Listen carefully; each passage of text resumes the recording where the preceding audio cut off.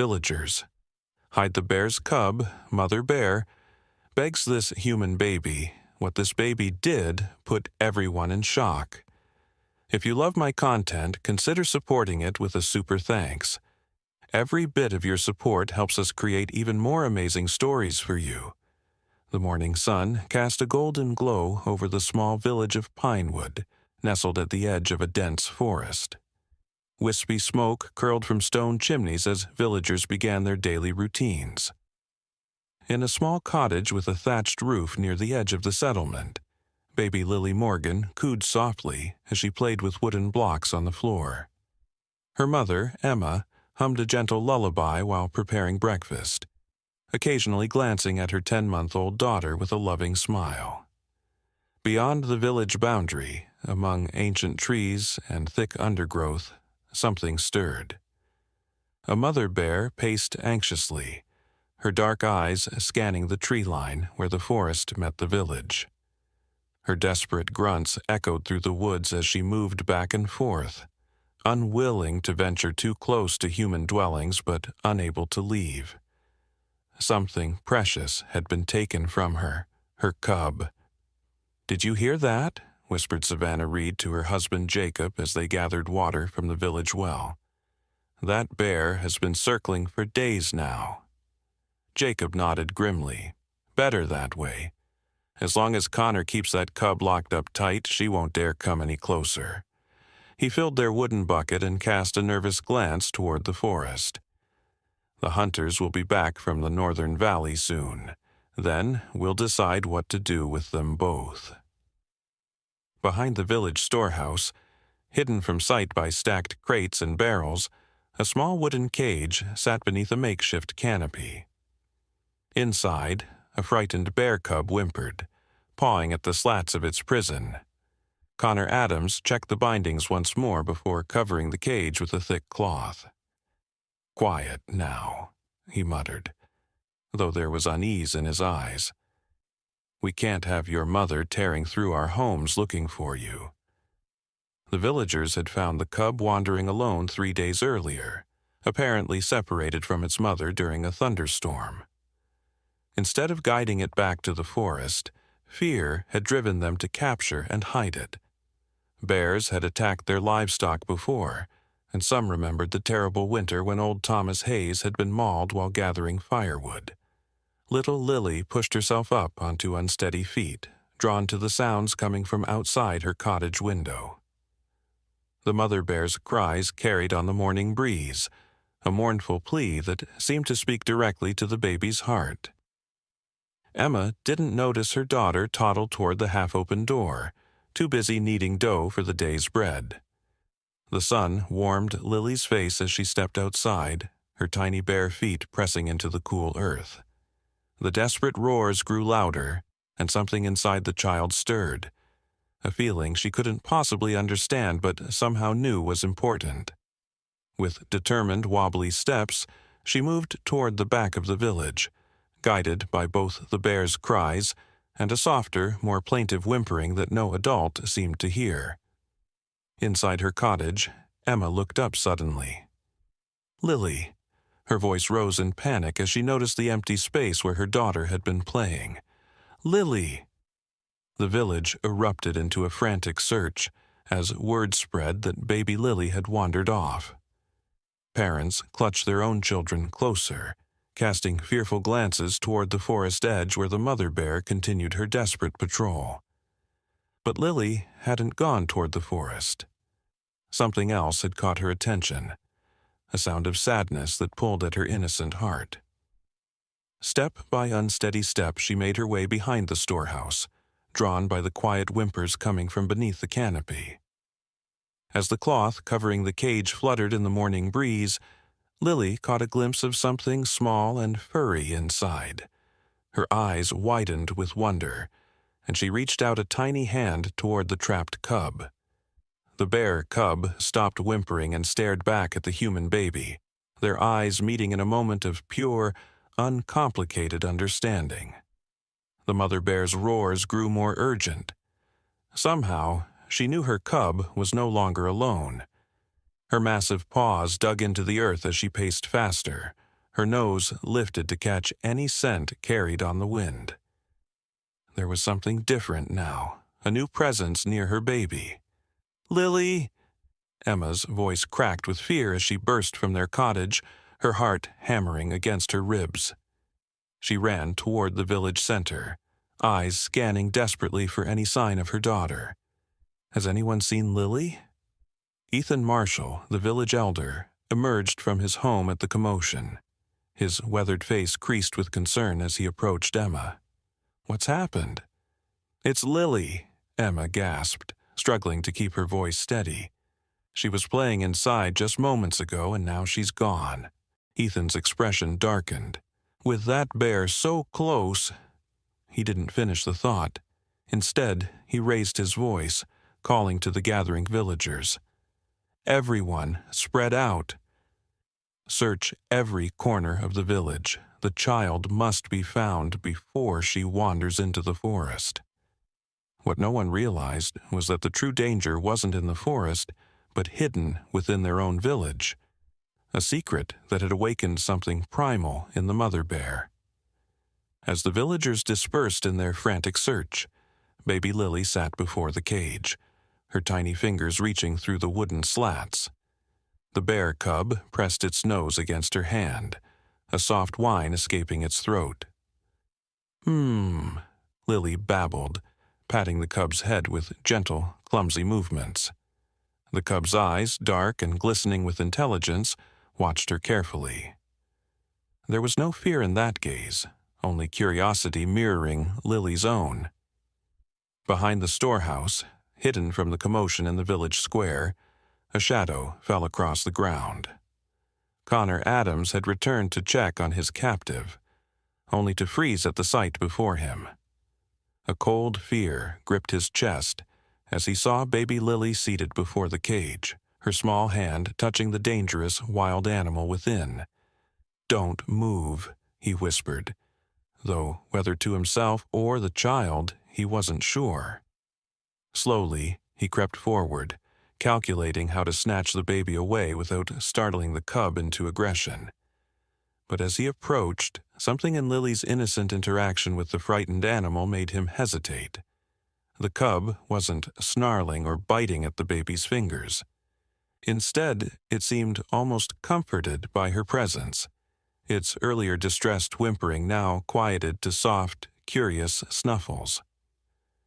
Connor watched, transfixed, as Lily giggled and the cub responded by pressing closer to the cage wall, seeking more of her gentle touch.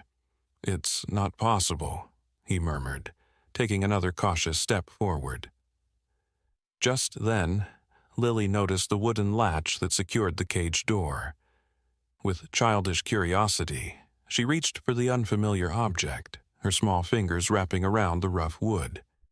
Connor lunged forward, but he was too late. The latch, improperly secured after his last check, slid free under Lily's innocent exploration. The cage door swung open with a creak that seemed to echo through the entire village. Connor froze, horror washing over him as the cub blinked at the suddenly open door. For a heartbeat, nothing moved. Then, with surprising gentleness, the cub stepped forward, brushing past Lily's outstretched hand and taking its first tentative steps to freedom. "No!" Connor's strangled cry finally broke free as he rushed forward, grabbing Lily and pulling her away from the escaping cub. His sudden movement startled both baby and bear. Lily began to wail in confusion and fear, while the cub bolted, darting between stacked crates toward the edge of the village. Connor held the crying baby tightly against his chest, his heart pounding as he watched the cub disappear. "What have you done?"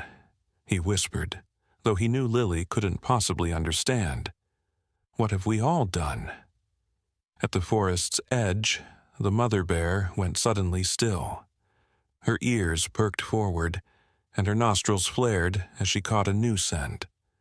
The familiar, beloved smell of her cub. A rumbling growl built in her chest, not of threat but of determination. With newfound purpose, she moved toward the village, no longer hesitating at the boundary that had held her back for days. Savannah Reed was the first to spot the approaching bear. "The bear!" she screamed, pointing toward the massive creature lumbering between the outermost cottages. "It's coming into the village!" Panic erupted as villagers scattered, some rushing to grab weapons while others hurried to secure their children inside their homes. Jacob Bennett seized a pitchfork, his knuckles white around its wooden handle. "Where's Connor?" he shouted above the chaos. "He was supposed to keep that cub hidden until the hunters returned." Emma pushed through the crowd, her eyes wild with terror. "My baby! Has anyone found Lily?" As if in answer to her desperate question, Connor emerged from behind the storehouse, Lily clutched protectively in his arms. The baby continued to cry, her face red and tear-streaked. Emma ran toward them, relief flooding her features, but Connor's expression stopped her cold. "The cub," he said, his voice barely audible over the village's panic. "It's escaped." Understanding dawned on Emma's face, quickly followed by horror as she connected the pieces. "The mother is coming for her baby," Connor finished grimly, passing Lily to her mother's waiting arms. "And now she's in our village." The massive bear lumbered through the settlement, ignoring the panicked humans who fled before her. Her focus was singular, finding her cub. She paused, lifting her head to sniff the air, then continued with determined steps toward the storehouse. "We need to get everyone to safety," Ethan ordered, his authoritative voice cutting through the chaos. "Move toward the meeting hall, now." But even as the villagers began to comply, gathering at the large stone building in the center of their settlement, a new sound cut through their fearful murmurs. The high-pitched call of the bear cub, emerging from its hiding place among the crates and barrels. The mother bear's response was immediate. With surprising speed for her size, she charged toward the sound, powerful muscles propelling her forward with unstoppable force. "She'll destroy everything looking for that cub," Jacob said, raising his pitchfork. Several men formed a line beside him, their faces grim with determination. "We have to drive her back before someone gets hurt." "No." The unexpected objection came from Connor, who stepped forward, placing himself between the armed villagers and the bear's path. "This is our fault. We took her cub." Jacob's expression hardened. "Move aside, Connor. That's a wild animal. It doesn't understand reason or mercy." "But it understands love," Connor replied, his voice steadied despite his fear. "It understands what it means to protect its child." The standoff might have ended in tragedy if not for what happened next. Emma, still clutching Lily to her chest, gasped as her baby suddenly squirmed in her arms, reaching out toward the mother bear with curious, unafraid hands. "Bah!" Lily called out. A sound that wasn't quite a word, but carried an unmistakable note of recognition. Then, to everyone's astonishment, the mother bear stopped her charge.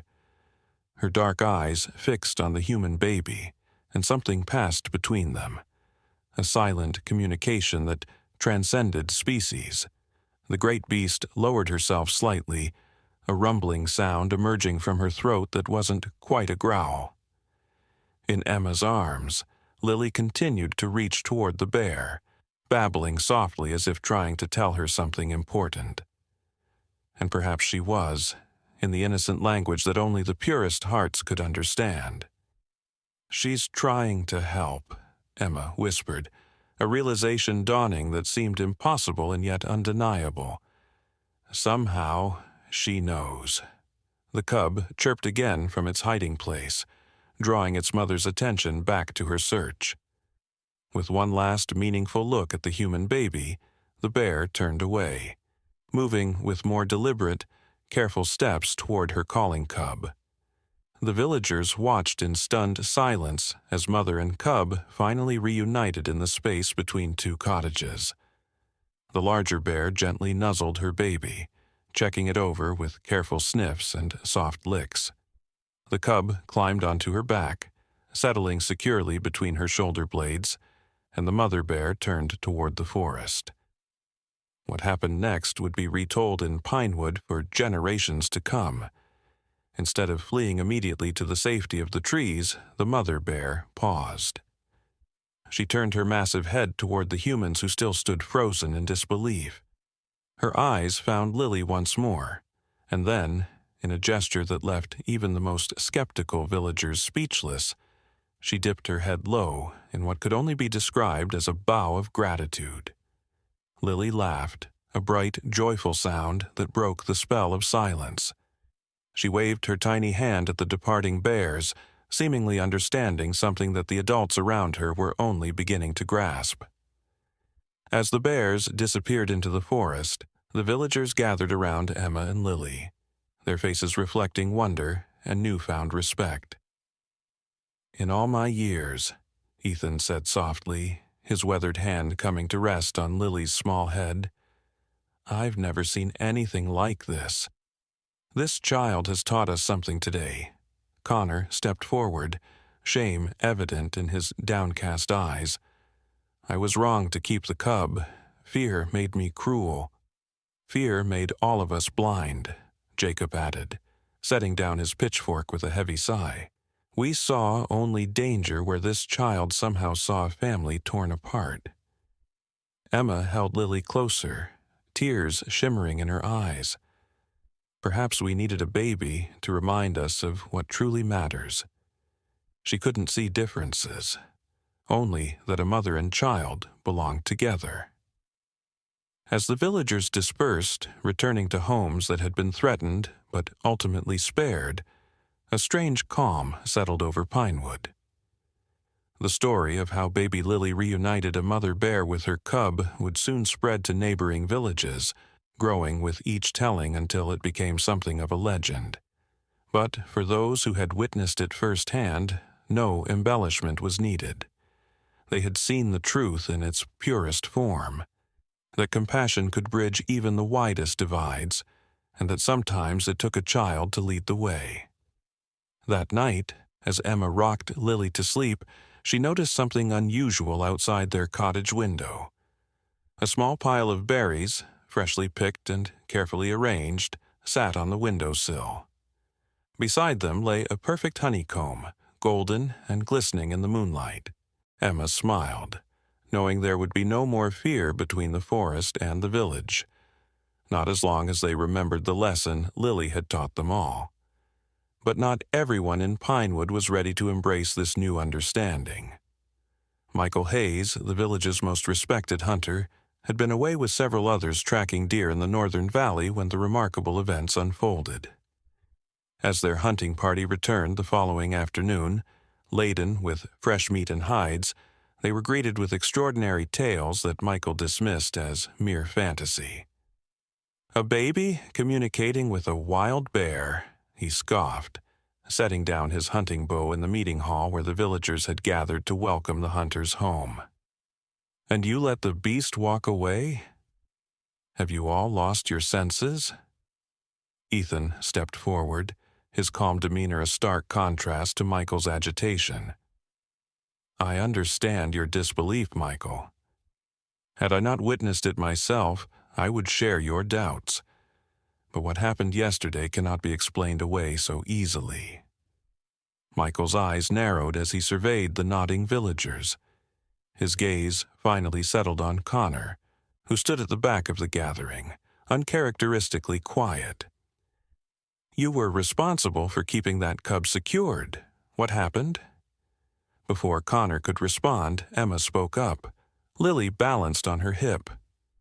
"My daughter happened, Michael. She showed us a better way than fear and cages." Michael's weathered face hardened. 20 years earlier, his father had been killed by a bear while hunting alone in the deep forest. That loss had shaped his entire life, fueling a hatred for the forest predators that no single incident could easily erase. A child cannot understand the danger these animals pose. One peaceful encounter doesn't change their nature. Perhaps it doesn't change their nature, Jacob Bennet replied thoughtfully, surprising many who knew him as Michael's usual ally in matters of village security. But it might change how we understand their nature. Michael shook his head dismissively. The tracks we found in the northern valley tell a different story. A larger bear, not your mother bear, but something bigger, has been ranging closer to our hunting grounds. 3 sheep from the West Ridge settlement were killed last week. He looked around the hall, his voice growing lower, more intense. This isn't over, not by a long measure. As the gathering dispersed, an undercurrent of unease rippled through Pinewood. The magical moment of understanding between species had not erased generations of fear, at least not for everyone. That night, as families gathered around their hearths, the village found itself divided between those who believed in Lily's miracle and those who sided with Michael's caution. 3 days passed in relative peace. Emma noticed that every morning new offerings appeared on her windowsill, never large, but always meaningful. One day it was a perfect feather from a blue jay, the next a cluster of wild strawberries still clinging to their stems. Though she never saw who left these gifts, she suspected their origin, and her heart warmed at the thought of the mother bear's continued gratitude. On the 4th morning, Savannah Reed pounded urgently on Emma's door just after sunrise, her face flushed with excitement and concern. "Emma, you must come quickly. The bear is back, with her cub." Emma hurried outside, Lily in her arms, to find a small crowd gathered at the village edge. There, at the boundary where forest met settlement, stood the mother bear, her cub playfully tumbling at her feet. But something was wrong. Even from a distance, Emma could see that the mother bear's posture was tense, her movements stiff and pained. "She's injured," Connor observed, his voice hushed as they watched the massive creature from a cautious distance. A dark stain matted the fur on the bear's flank, and she favored her right foreleg as she moved. "Looks like a hunter's arrow," Jacob said grimly, noting the way the bear periodically turned to lick at her wound. Though not a clean shot, just enough to wound, not kill. Emma felt Lily squirm in her arms, the baby's attention entirely captured by the bears at the forest edge. "Bah!" Lily called out, the same sound she had made during their previous encounter. The mother bear's head lifted, her dark eyes finding the familiar human child with unmistakable recognition. "She came to us," Emma whispered, a realization dawning that seemed both impossible and perfectly logical. "She's seeking help." Michael stepped forward from the gathering crowd, his bow gripped tightly in one hand. "She's seeking an easy meal is what she's doing. A wounded predator is the most dangerous kind." "No," Emma said firmly, securing Lily more tightly in her embrace as she took a step toward the injured animal. She remembers what happened here. She remembers that Lily helped her cub. Michael moved to block her path. "This is madness, Emma. That's a wild animal. It doesn't think like we do. It doesn't remember kindness or seek out humans for help. Then how do you explain this?" Emma gestured toward the windowsill of her cottage, where the daily gifts had been appearing. "She's been leaving offerings, thanking us." A murmur ran through the gathered villagers. Some had noticed similar small treasures appearing at their own homes. Perfect pine cones, unusual stones, fresh herbs that didn't grow in the village gardens. Michael hesitated, his certainty wavering as he looked between the injured bear and the villagers who seemed increasingly convinced of Emma's interpretation. In that moment of indecision, something unexpected happened. The bear cub, perhaps growing impatient with the standoff, suddenly darted forward. Before anyone could react, it had scampered halfway to the gathered humans, its innocent curiosity overriding any natural caution. "Get back!" Michael shouted, raising his bow instinctively. "No!" Several voices cried out at once, but it was Lily's reaction that changed everything. The baby squirmed with such sudden intensity that Emma nearly dropped her. Lily's small arms reached out toward the approaching cub, her face lit with joyful recognition. And in Emma's moment of surprise, Lily managed to slip from her grasp, landing with a soft thud on the ground. Before any adult could intervene, Lily was tottering toward the bear cub on unsteady legs, grinning and babbling excitedly. The two infants, one human, one bear, met in the space between their families, each greeting the other with curious touches and uninhibited joy. The mother bear watched intently, her massive body tense but making no move to charge. The villagers held their collective breath, frozen in a moment that seemed suspended between wonder and terror. "Don't move," Ethan whispered to Michael, whose bow remained half raised. "Just wait." The cub and baby sat together in the grass, Lily's small hand patting the cub's head in the same gentle way she might touch a village dog.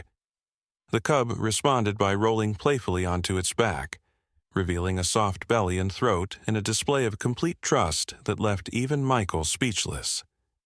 Then, with cautious, painful steps, the mother bear approached. The villagers tensed, but Emma raised a hand, somehow certain that no harm would come to her daughter. The massive bear lowered her head to sniff at Lily, who reached up fearlessly to touch the animal's broad nose. "She's asking for our help," Emma said softly, taking a careful step forward. "She remembers Lily's kindness, and she's in pain." Connor was the first to nod in agreement. "The wound needs cleaning and herbs to prevent festering. I've treated injured horses before. Perhaps the knowledge isn't so different." Michael slowly lowered his bow, his face a complex mixture of lingering fear and dawning wonder. "This goes against everything I've ever known about these creatures." "Perhaps that's exactly why it matters," Ethan replied, placing a weathered hand on the hunter's shoulder. "Some beliefs deserve to be challenged." What followed tested the courage of everyone in Pinewood. Under Connor's guidance, a small group of villagers approached the injured bear, who remained surprisingly docile as they examined her wound. The arrow had torn through muscle, but missed vital organs, a painful injury but one that could heal with proper care. Savannah fetched healing herbs from her garden, while Jacob brought clean cloths and a bucket of fresh water. With extraordinary patience on both sides, they cleaned the wound, applied a poultice of herbs, and wrapped the bear's flank in linen bandages. Throughout the tense procedure, Lily and the bear cub remained together nearby, engaged in a play that bridged the seemingly unbridgeable gap between their species. Occasionally, the mother bear would turn to check on them, her dark eyes revealing an intelligence and trust that challenged everything the villagers had believed about forest predators. As the impromptu medical team finished their work, Michael approached cautiously, kneeling before the injured bear with his bow laid flat on the ground, a gesture of peace and humility that spoke volumes to those who knew his history. "This arrow," he said, examining the broken shaft they had removed from the bear's flesh, "isn't one of ours. The fletching is different. Red feathers bound with black thread." His expression darkened with concern. "This came from the Westridge settlement." Emma frowned. "Why would they be hunting so close to our territory?" "That's what troubles me," Michael replied, rising to his feet. "According to the old boundaries, they shouldn't be hunting here at all." A new concern spread through the gathered villagers. The Westridge settlement had always been more aggressive than Pinewood, expanding their hunting grounds yearly, despite agreed-upon borders. If they were now pursuing game, or bears, this close to Pinewood, it signaled a troubling shift in the delicate balance between the two communities. As evening approached, the mother bear and her cub prepared to return to the forest. The bandaged wound seemed to pain her less now, and she moved with greater ease. Before leaving, she approached Emma and Lily one final time, lowering her massive head in that same gesture of respect and gratitude that had so stunned the villagers days before. Lily reached out from her mother's arms, gently patting the bear's nose and babbling happily. Something passed between them, a connection that transcended the limitations of species and language. "She'll come back," Emma said with certainty as they watched the bears disappear into the gathering darkness of the forest. "And next time, she won't be alone." Her words proved prophetic, though not in the way anyone expected. 3 days later, just as dawn broke over the eastern hills, a sentry's horn blasted through the morning quiet. Villagers rushed from their homes to find Michael standing at the western approach to Pinewood, his face grim. "Riders from Westridge," he announced as Emma joined the gathering crowd. "At least 20, armed for hunting, or worse." Ethan stepped forward, his elderly frame somehow imposing in the pink light of dawn. What do they want this far from their own lands? They didn't have to wait long for an answer. The riders approached slowly, their leader a tall man with a thick beard and cold eyes. Logan Carter, the self-appointed leader of Westridge, surveyed the gathered villagers with barely concealed disdain. "We track a wounded bear," he announced without preamble or greeting. "Our scouts followed its blood trail to your village edge." Michael moved forward, positioning himself beside Ethan. "The bear you injured was tended to here. She's under our protection now." Logan's eyebrows rose in mock surprise. "Protection? Have the people of Pinewood lost their senses entirely? These are dangerous predators." His gaze hardened as he addressed the gathered villagers rather than their leaders. 3 of our sheep were killed last week. A child was nearly mauled the week before. "Was it the same bear?" Connor called out, stepping forward despite the tension. "The one you wounded has a cub. She wouldn't leave her young to travel to your settlement." Logan's expression shifted subtly. "All bears are killers. We don't distinguish between them when they threaten our livelihood." Emma felt a chill run through her that had nothing to do with the morning air. Logan wasn't here simply to track a wounded animal. He was making a statement about territory and power. The bears were merely an excuse. "Your boundaries don't extend this far," Michael said, his voice level but firm. "And the bear you wounded has shown no aggression toward us. Quite the opposite." Logan laughed, a sound without humor. "Next, you'll tell me you've made it a pet." His eyes narrowed as he surveyed the unified front the Pinewood villagers presented. Perhaps there's more to this story than meets the eye. Before anyone could respond, a commotion at the forest edge drew all eyes.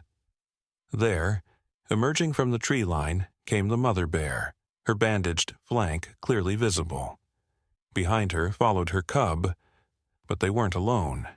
To the astonishment of everyone present, 3 more adult bears accompanied them, moving with purposeful steps toward the confrontation between the 2 human settlements. Logan's men drew weapons instantly, bows creaking as they nocked arrows. "See!" Logan shouted, an edge of fear beneath his bravado. "They're gathering to attack." "Hold," Michael commanded, raising his hand toward both the Westridge hunters and his own villagers. "Watch." What happened next would be told and retold across settlements for generations to come. The bears approached not with aggression, but with deliberate, measured steps. They formed a line at the edge of the village, creating a living barrier between Pinewood and the Westridge riders. The mother bear stood at their center, her dark eyes fixed on Logan with unmistakable intelligence. "Impossible," someone whispered. Emma stepped forward, Lily in her arms. The baby immediately reached toward the bears, babbling excitedly. The mother bear's posture softened visibly at the sight of the human child. "Not impossible," Emma said, her voice carrying across the stunned silence. "They're protecting us, just as we protected her." Logan's face contorted with a mixture of disbelief and rage. "This is some kind of village trick. Bears don't defend humans." "Perhaps they defend those who show them compassion," Ethan replied steadily. "Perhaps there's more wisdom in these creatures than we've given them credit for." The standoff might have ended in bloodshed if not for what happened next. From her mother's arms, Lily suddenly pointed toward the forest beyond the line of bears, making urgent sounds to draw attention. All eyes turned to follow her gesture. There, at the edge of visibility, stood a massive bear unlike any they had seen before. Larger than the others by half, with fur that caught the morning light like burnished copper. It watched the confrontation with ancient eyes that seemed to hold centuries of wilderness knowledge. "The Great Bear," Michael breathed, recognition and awe in his voice. "The guardian of the northern forests." Stories of the Great Bear had been passed down through generations. A creature more myth than reality, said to protect the deepest parts of the forest and the animals within it. Some claimed it was immortal, others that it was the spirit of the forest itself given physical form. But none in living memory had actually seen it, until now. The Great Bear rose onto its hind legs, towering to an impossible height that dwarfed even the tallest trees nearby. Its roar shook the very ground beneath their feet. Not a threat, but a declaration. A setting of boundaries that required no translation. The horses of the Westridge party panicked, rearing and bucking beneath their riders. Logan struggled to control his mount, his face pale with a fear he could no longer conceal. "This isn't over," he shouted, as his men retreated in disarray, their carefully planned show of force dissolving into an undignified withdrawal. "These are our hunting grounds." But his words rang hollow against the presence of the Great Bear, whose ancient authority seemed to transcend human claims of territory. As the Westridge riders disappeared over the western hill, the Great Bear lowered itself back to all fours. It approached the line of bears that had protected Pinewood, touching noses briefly with each one in what seemed like silent communication. When it reached the mother bear, it paused longest, examining her bandaged wound with what could only be described as approval. Then, to the continued astonishment of the watching villagers, the Great Bear turned its attention to the humans. Its gaze passed over each face, seeming to look into souls rather than mere features, until finally resting on Lily, still held in Emma's protective embrace. The baby showed no fear, only wonder. She reached out a tiny hand toward the massive creature, and to everyone's amazement, the Great Bear lowered its enormous head until Lily could touch its muzzle. A collective gasp rose from the villagers as they witnessed something none had thought possible. A communion between the most innocent of humans and the most powerful guardian of the wilderness. The Great Bear's eyes, amber pools of ancient wisdom, held Lily's gaze for a long moment. Then it backed away slowly, turned with surprising grace for such a massive creature, and led the other bears back toward the depths of the forest. The mother bear and her cub were the last to leave, looking back one final time at the village that had changed their fate, and had been changed in return. As the bears disappeared among the trees, a profound silence fell over Pinewood. It was Michael who finally spoke, his voice hushed with newfound humility. "All my life, I've hunted in these forests," he said, believing I understood the way of things. I was wrong.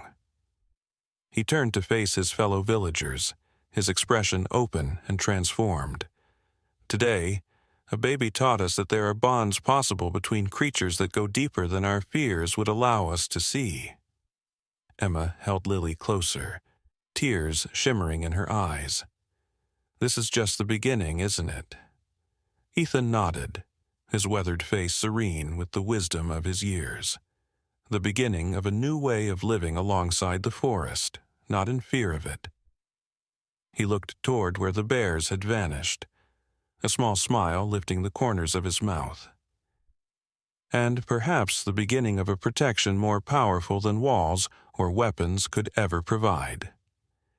In the months that followed, the relationship between Pinewood and the forest deepened in ways no one could have predicted. The bears became regular visitors, often bringing gifts from the wilderness. Honey, rare herbs, even warning of storms before they broke over the valley.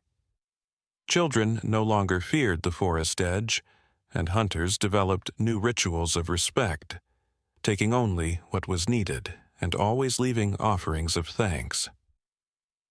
Lily grew into a toddler who spoke to the bears as easily as to her human playmates, becoming a bridge between worlds that had once seemed impossibly separate.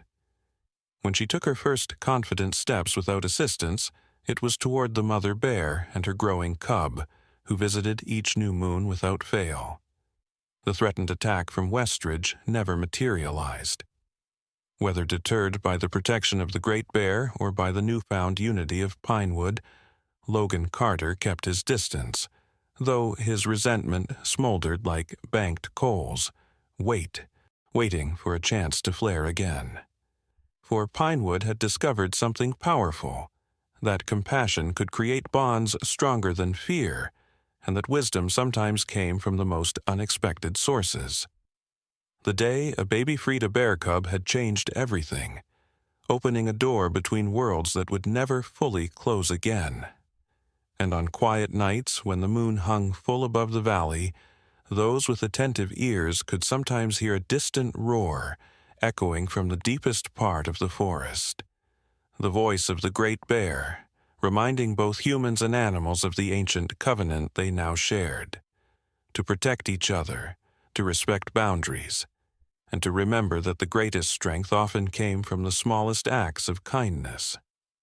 3 winters passed in relative peace. Lily grew from a toddler into a spirited 4-year-old with wild auburn hair and eyes that seemed to hold secrets beyond her years.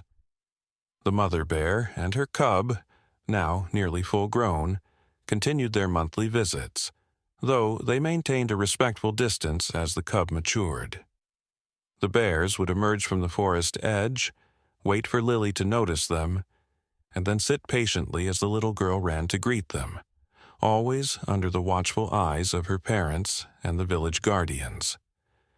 The relationship between Pinewood and the forest had flourished in ways nobody could have predicted. Hunters now performed rituals of gratitude before and after their expeditions, taking only what was needed and leaving offerings for the forest guardians. Children were taught to recognize bear signs and to respect rather than fear the great creatures. The village expanded their planting to include honey flowers and berry bushes along the forest edge, food sources that benefited both bears and humans alike. Pinewood had become known throughout the region as the Village of the Bears, a title that brought both curiosity and suspicion from neighboring settlements.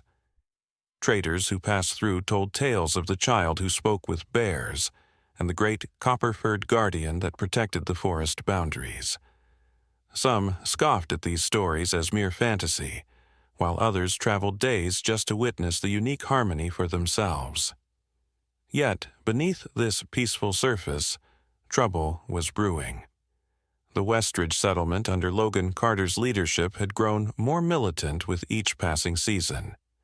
Whispers reached Pinewood of weapons being stockpiled, of hunters traveling in ever larger groups, of boundaries being tested and resources being harvested far beyond what was sustainable.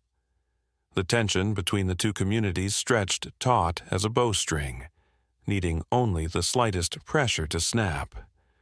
On the morning of the Autumn Harvest Festival, as Pinewood prepared to celebrate another bountiful year, Emma woke before dawn with an inexplicable sense of unease.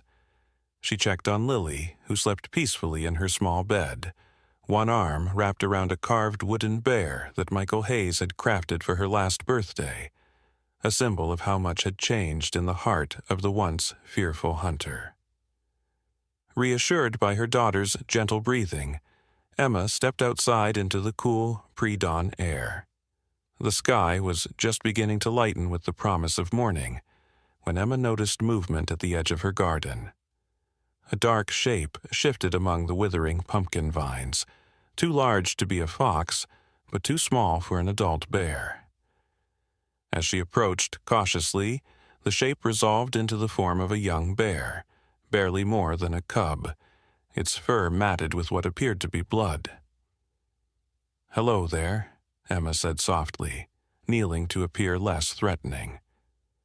"Are you hurt, little one?"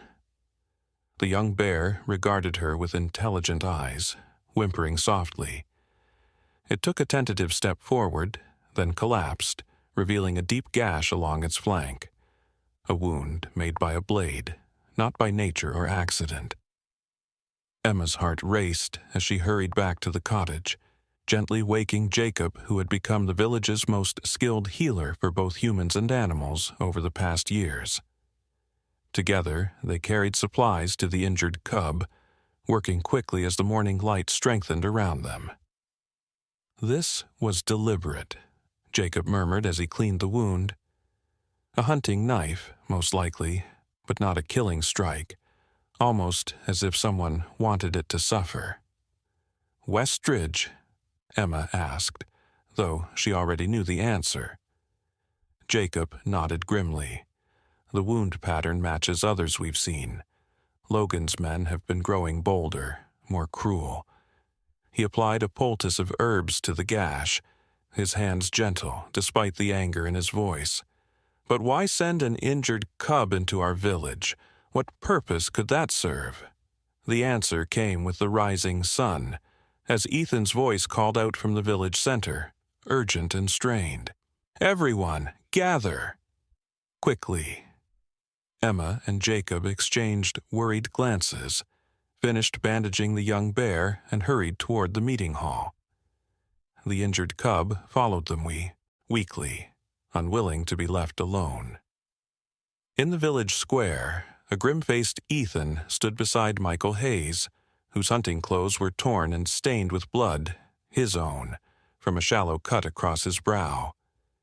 Between them stood a stranger, a young man barely out of boyhood, his hands bound before him and his eyes darting nervously around the gathering crowd.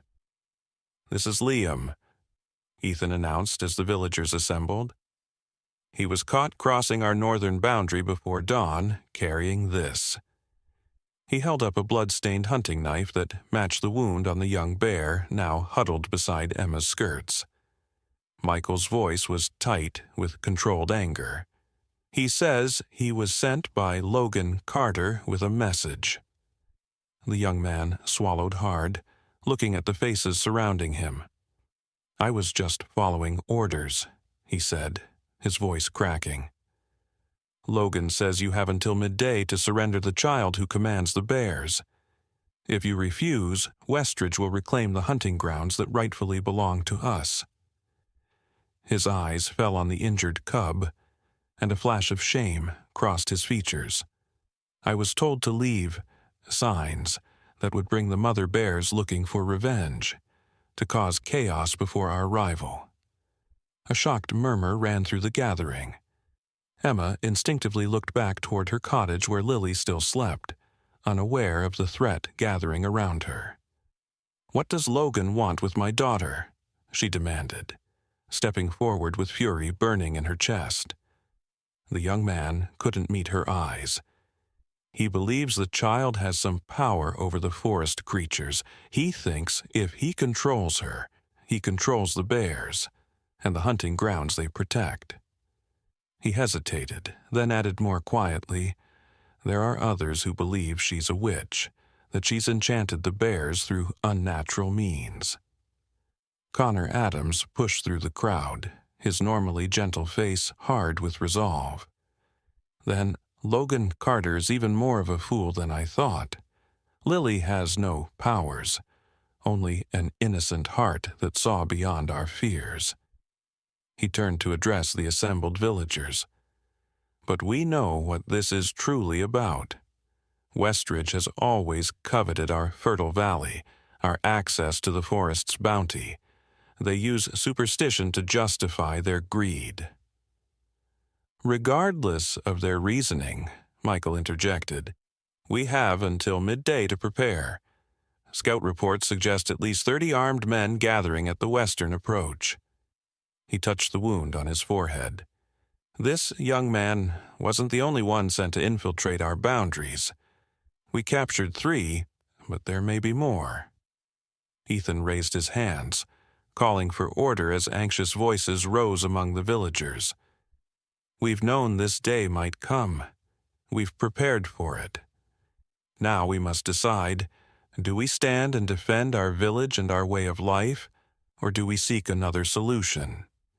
Emma felt a small hand slip into hers and looked down to find Lily at her side, awake now and solemn-faced in her nightclothes. Somehow, the child seemed to understand the gravity of the moment, her eyes moving from the injured cub to the bound messenger and back to her mother's face. "The bears will help," Lily said with the simple conviction of a child. "If we ask them."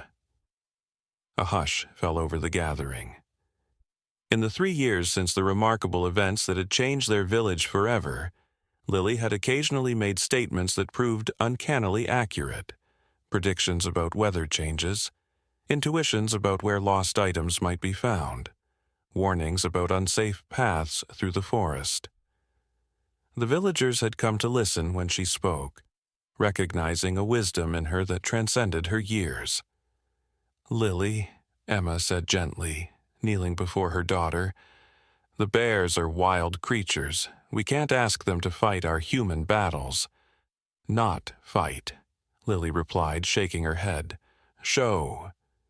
Before Emma could question what her daughter meant, a disturbance at the village edge drew everyone's attention. The mother bear had arrived for her customary visit, but something was different.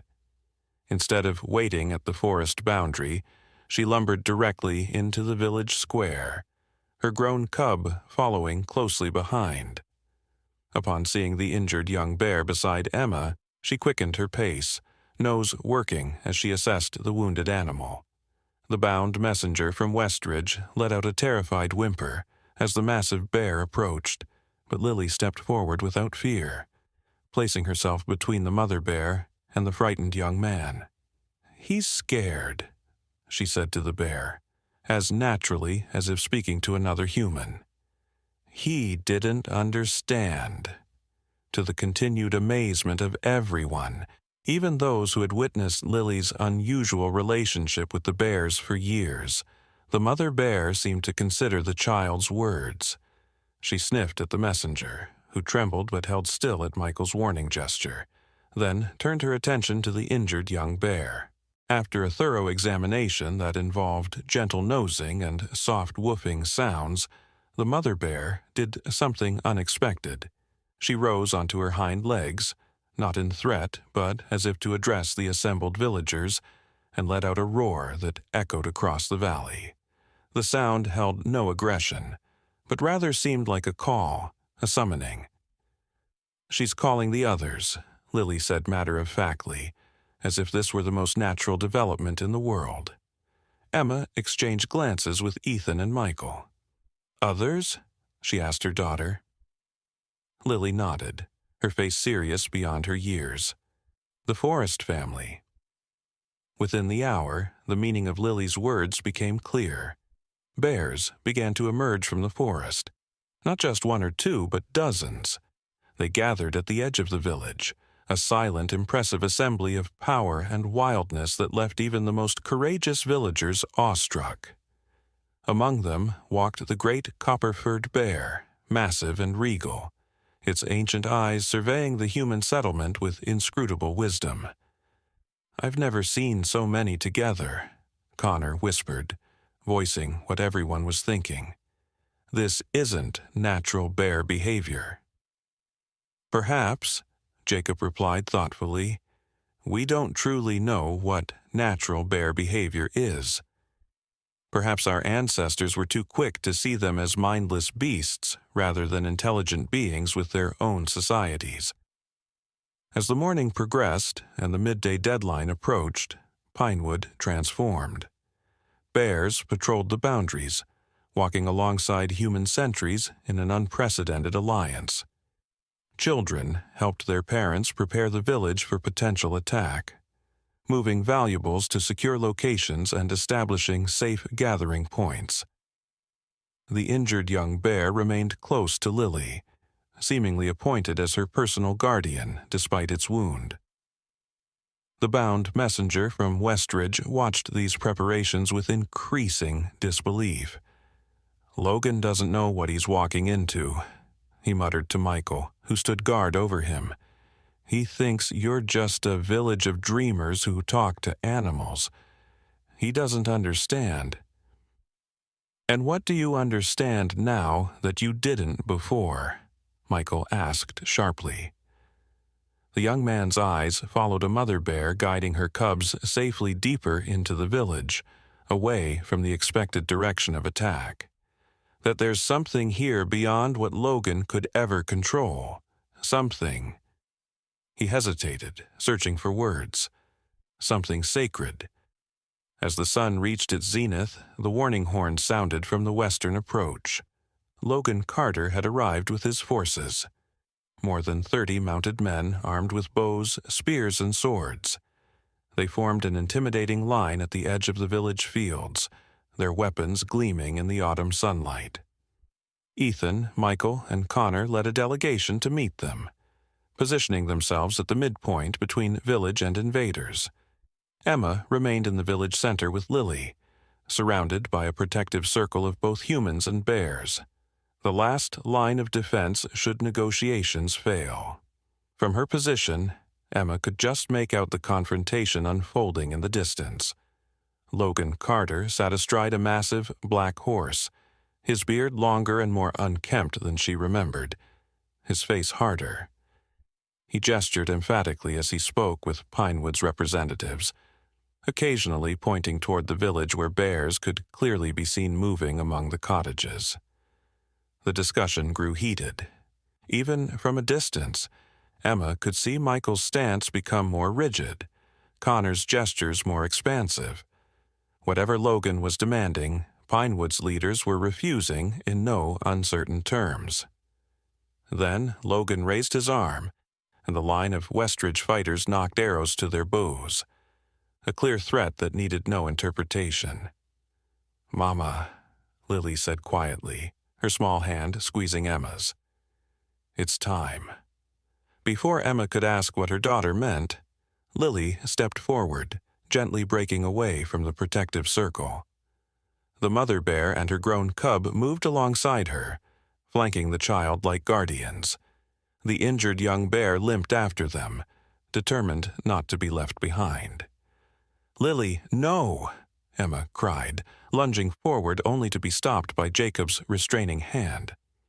"Wait," he urged, his eyes fixed on the remarkable procession. "Look!" From every corner of the village, bears were converging, not in chaotic movement but in ordered formation, creating a living corridor through which Lily walked. The sight was so extraordinary that even the most pragmatic villagers felt a shiver of something ancient and primal move through them. This was beyond human understanding, a moment when the boundary between the natural and the supernatural seemed to blur. Logan Carter and his men saw it too, the approaching bears, moving with purpose and unity, the small child walking among them as naturally as if born to their kind, and behind her, emerging from the forest edge with deliberate steps that shook the very earth, the great bear, larger than any had remembered, its copper fur blazing like fire in the midday sun. Some of the Westridge men lowered their weapons in awe. Others raised them higher in fear. Logan himself sat frozen on his mount, watching as the impossible unfolded before him. When Lily reached the midpoint where the village leaders stood facing the Westridge forces, she stopped. The bears arranged themselves around her in a semicircle, a living shield of fur and muscle and wild intelligence. The great bear took position directly behind her, rising to its full height, a towering presence that dwarfed even the mounted men. "You want to take me away," Lily said, her clear child's voice carrying across the suddenly silent field. "You think I control the bears." Logan Carter's face contorted with a mixture of fear and stubborn pride. "Unnatural," he spat, struggling to maintain his composure as he addressed a small child backed by dozens of the forest's most powerful predators. "This alliance between human and beast goes against the natural order. The child must be using witchcraft or ancient forbidden magic." Lily shook her head, a gesture so innocently human amid the wild grandeur surrounding her that it struck a chord of recognition in even the most hardened hearts among the Westridge forces. "I don't control them," she said simply. "I listen to them, and they listen to me." As if to emphasize her point, the great bear lowered its massive head until it rested gently against Lily's shoulder, a gesture of such tenderness from such a powerful being that several of Logan's men gasped audibly. "The forest doesn't belong to humans," Lily continued, speaking wisdom far beyond her years. "And it doesn't belong to bears. We all belong to the forest." A murmur ran through both groups, Pinewood villagers and Westridge fighters alike. There was something in the child's words that resonated with an older truth, a knowledge that humans had perhaps once possessed, but had forgotten across generations of seeing nature as something to be conquered rather than partnered with. Logan Carter's face flushed dark with anger and embarrassment. "Enough of this foolishness. We came for hunting rights, not philosophy from a witch child." He raised his sword, signaling to his men, "Take the girl. Kill any bear that interferes." What happened next would be debated for generations, with each telling growing more elaborate than the last. Some would say the earth itself intervened, while others would attribute it to the collective will of the bears, channeled through their ancient guardian. Whatever the explanation, the result was undeniable. As the Westridge fighters prepared to charge, a sound unlike anything human ears had ever heard rolled across the field. Not quite a roar, not quite a rumble, but something that seemed to emanate from the earth itself. The great bear had opened its massive jaws, but the sound that emerged transcended anything a single creature could produce. It was as if the forest itself had found voice through its most powerful guardian. The ground trembled beneath their feet. Birds erupted from trees in swirling, panicked clouds. And from the depths of the forest behind Pinewood, shadows moved, far larger than bears, far more ancient in aspect. Logan's horse reared in terror, nearly unseating him. The other mounts followed suit, many throwing their riders before bolting back toward Westridge. Those men still seated struggled to control their panicked animals, while those thrown picked themselves up from the ground, weapons forgotten as they stared in disbelief at what approached from the forest depths. Forms took shape among the ancient trees, massive silhouettes that seemed to shift between animal and something else entirely. Some resembled bears of impossible size, others took forms unknown to human experience. Antlered shadows with too many limbs, winged shapes that blocked the sun as they passed overhead, sinuous presences that moved through earth as if it were water. "The old ones," whispered Connor, his voice barely audible above the continuing earth song of the great bear. "The first guardians. Legends, told in hushed voices around winter fires, spoke of the beings that had existed before humans, the original stewards of the wild places. Most dismiss these tales as mere fantasy, attempts to explain natural phenomena through storytelling. But in this moment, as ancient presences gathered at the edges of human perception, such dismissals rang hollow. Logan Carter's remaining forces broke ranks, fleeing in disarray back toward Westridge. Only Logan himself remained, his face ashen as he stared at the manifestations gathering around Lily and the Great Bear. His sword hung limply from his hand, all thoughts of conquest forgotten in the face of powers far beyond his comprehension. "What are you?" he finally managed to ask, his voice cracking with fear. Lily looked up at him with eyes that suddenly seemed far older than her 4 years. "I'm just a child," she said. "But they are the memory of the forest, and the forest remembers everything. Every tree cut without need, every animal killed for sport rather than sustenance, every boundary crossed with greed rather than respect." The Great Bear lowered itself to all fours once more, its ancient eyes fixed on Logan Carter with an intelligence that could no longer be denied. It made no move to attack, no threatening gesture. It simply watched, as if waiting for understanding to dawn. And somehow, incredibly, it did. Logan Carter slowly dismounted his trembling horse. With movements that spoke of dawning comprehension rather than surrender, he placed his sword on the ground before him. Then, in a gesture that would be remembered and retold for generations, he knelt, not to Lily or even to the Great Bear, but to the forest itself. "I have been blind," he said, his voice carrying clearly across the hushed field, "leading others in my blindness toward destruction." He bowed his head. "I ask forgiveness from what I never truly saw until today." The shadows at the forest edge seemed to pulse once, then began to recede, withdrawing back into the depths from which they had emerged. The earth song faded gradually, leaving behind a silence so profound it seemed almost solid. Lily stepped forward, crossing the space that had separated the two human factions. She stood before the kneeling leader of Westridge, a child facing a grown man humbled by forces beyond his control. "The forest forgives," she said, placing a small hand on his bowed head. "But it doesn't forget. You must learn a new way."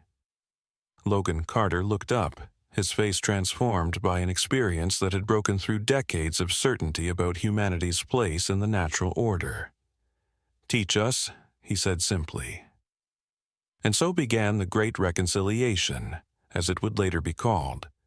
Not just between Pinewood and Westridge, but between humans and the wild world they had for so long seen as separate from themselves. Under Lily's guidance, a child who somehow served as interpreter between species, a new covenant was formed.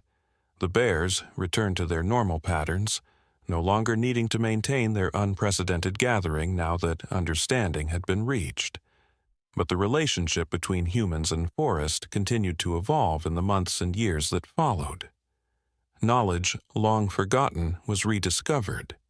How to harvest without depleting, how to hunt with reverence, how to listen to the wisdom carried by creatures once dismissed as mindless. Lily grew into her role as bridge between worlds, though she insisted she possessed no special powers, only the willingness to listen that any child might have, had they not been taught fear first. Other children began to show similar abilities to communicate with forest creatures, suggesting that perhaps what seemed miraculous was simply a natural human capacity that had been suppressed through generations of separation from the wild. Emma watched her daughter's development with a mixture of pride and wonder, never forgetting that it had begun with one simple act of compassion. A baby who had freed a bear cub, bridging a divide that had seemed insurmountable. Each night, as she tucked Lily into bed, she would kiss her forehead and whisper, "Remember the beginning," to which Lily would always reply, "Every end is just another beginning." As winter settled over the valley, transforming the landscape with crystalline beauty, a new tradition was established. On the night of the longest darkness, when cold gripped the land most fiercely, the villages of Pinewood and Westridge would gather together at the forest edge. There, with Lily leading the ceremony despite her young age, they would light a great bonfire and leave offerings for the forest guardians. Honey, fresh bread, carved tokens of gratitude. And sometimes, if the night was clear and the stars burned bright enough overhead, shadowy forms would gather just beyond the firelight's reach. Bears standing watch, deer observing with liquid eyes, wolves maintaining respectful distance, and occasionally, rarely, something larger moving among the ancient trees. The great copper-furred bear would appear, acknowledging the human gathering with a dignity that commanded equal respect in return. In those moments, with the boundary between human and wild so transparent it seemed to disappear entirely, the villagers would remember the day everything changed. How a baby's compassion had awakened something long dormant in both human hearts and in the deeper consciousness of the forest itself. How fear had given way to understanding, and how understanding had blossomed into a partnership that enriched both worlds. Lily would grow to adulthood with this story woven into the fabric of her being, not as legend but as lived experience. She would eventually become the keeper of forest knowledge, training others to maintain the delicate balance between human needs and wild preservation. Children from settlements far beyond Pinewood and Westridge would make pilgrimages to learn from her, carrying seeds of this understanding back to places where humans and nature still stood divided. And on rare occasions when questions arose that human wisdom couldn't answer, Lily would walk alone into the deepest part of the forest, to a clearing known only to her and the bears. There, it was said, the great copper-furred guardian would meet her, and together they would commune in a language without words but rich with meaning, the original tongue shared by all living things before separation had created the illusion of difference. The story of the baby who freed the bear cub would be told and retold, growing with each generation until it attained the resonance of myth. Yet, unlike most myths, its truth remained alive in the practices of the forest settlements, in the relationships maintained between species, in the wisdom passed from elders to children about the sacred covenant between all living things. For in the end, what had seemed most shocking, that a human baby and a wild bear might understand each other's hearts, proved to be not shocking at all, but rather the most natural thing in the world. A remembering rather than a revelation, a return to a truth that had always existed beneath the surface of forgotten things, waiting for the innocent wisdom of a child to call it back into being. And when visitors asked how it had all begun, the village elders would smile and say simply, "With the smallest act of compassion from the smallest among us." For that is how all great changes begin, not with power or might, but with the courage to see beyond fear to the heart that beats in all living things. 15 summers passed since the day of the Great Reconciliation. The valley had flourished under the new covenant between humans and forest, becoming a place of extraordinary abundance and harmony. Pinewood and Westridge had grown into a single, larger community that straddled the once disputed territories, with homes built to accommodate both human needs and the natural flow of wildlife. Gardens incorporated native plants that attracted pollinators.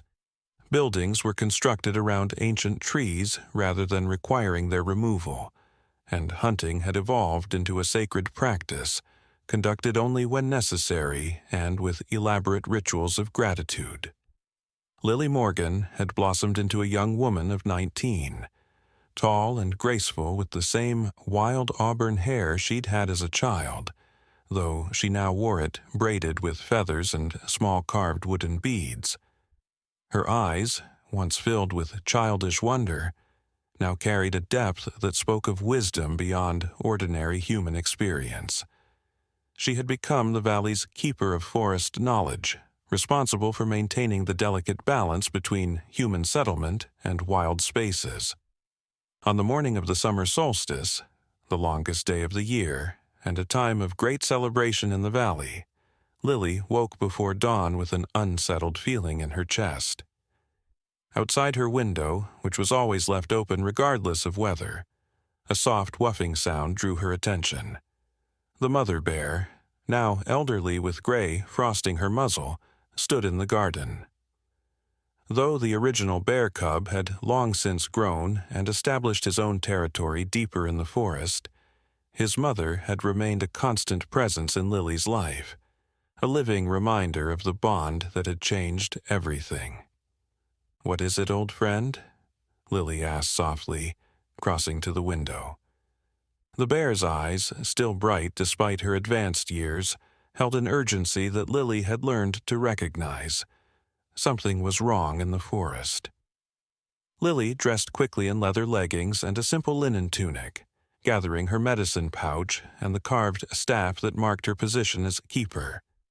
Her mother, Emma, now in her 40s with silver, streaking her once dark hair, looked up from where she was kneading dough for the solstice feast. "You're leaving?" she asked, though it wasn't really a question.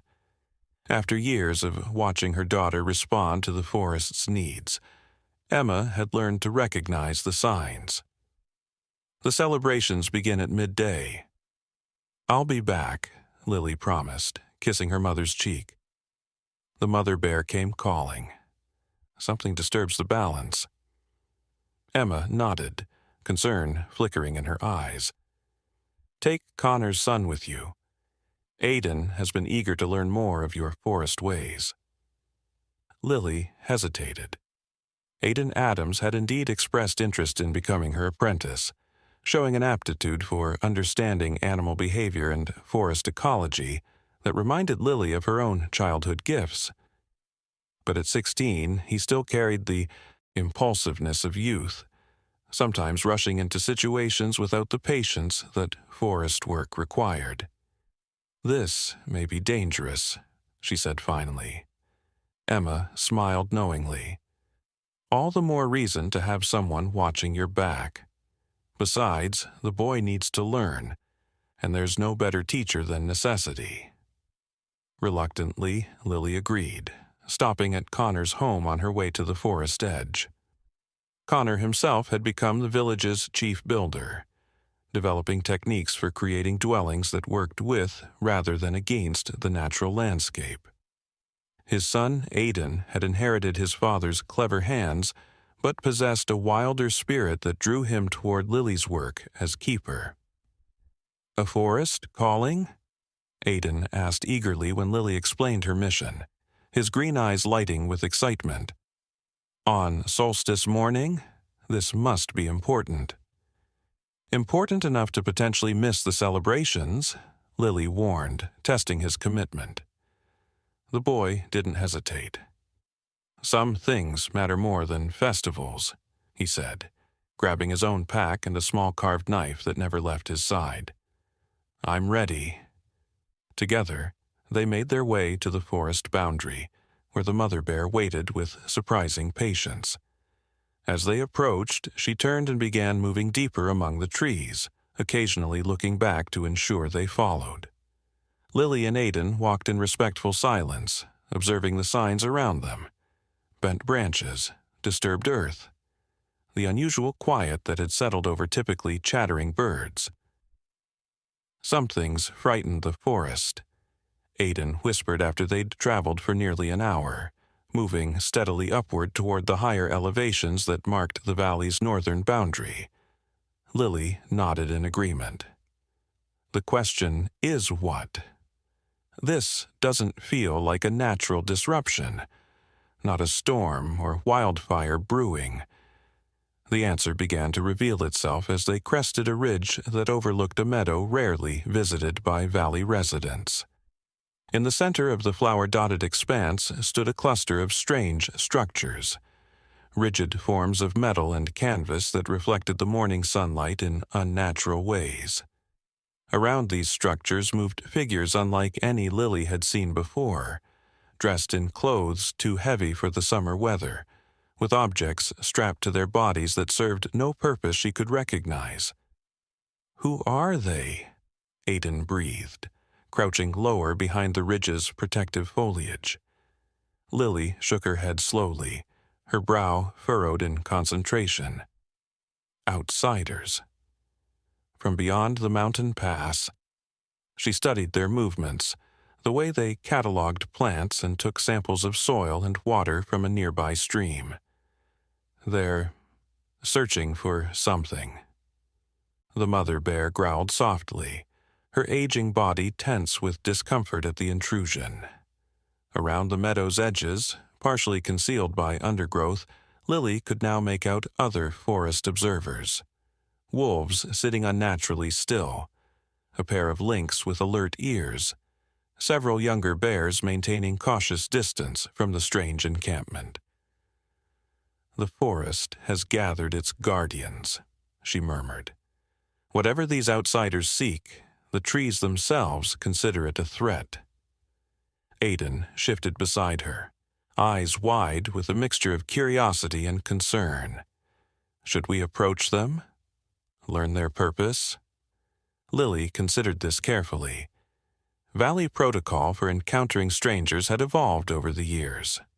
Some travelers brought valuable knowledge and trade goods, while others brought ideas that threatened the delicate balance the valley communities had established with the natural world. Discerning between the two required careful observation. Not yet, she decided. First, we watch and learn. They settled into a natural hollow beneath an ancient oak, hidden from view, but positioned to observe the meadow activity. The mother bear remained nearby, her presence both comforting and concerning. She rarely ventured this far from the valley heart unless the matter was of great importance. As morning stretched toward midday, the purpose of the outsiders' presence became clearer. They were systematically sampling the meadow's resources, taking cuttings from plants, extracting cores from tree trunks, even capturing small creatures and placing them in transparent containers for examination.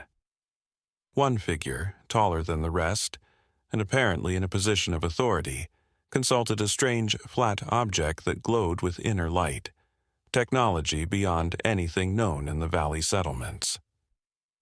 "They're cataloging," Lily whispered, a chill running through her despite the summer warmth. "Taking inventory of the forest's treasures." Aiden's young face hardened with sudden understanding. Like the old stories, before the Great Reconciliation, when people saw the forest only as resources to be claimed. Lily nodded grimly. The histories passed down from Ethan and the other elders spoke of a time when humans from distant lands had come with similar purpose, measuring, sampling, preparing for exploitation. Those encounters had rarely ended well for the forest or its original inhabitants. Their observations were interrupted by a commotion from the encampment. One of the strangers had ventured to the meadow's edge and encountered something unexpected: the great copper-furred bear, descendant of the ancient guardian that had helped establish peace in the valley generations ago. Though not as massive as its legendary ancestor, the copper bear was still an impressive sight, standing nearly twice the height of a man when raised on its hind legs. Shouts of alarm echoed across the meadow. The outsider retreated hastily, reaching for an object at his belt that Lily recognized with horror as a weapon. Not the simple bows or spears used in ceremonial valley hunts, but something more ominous that seemed designed for efficient killing.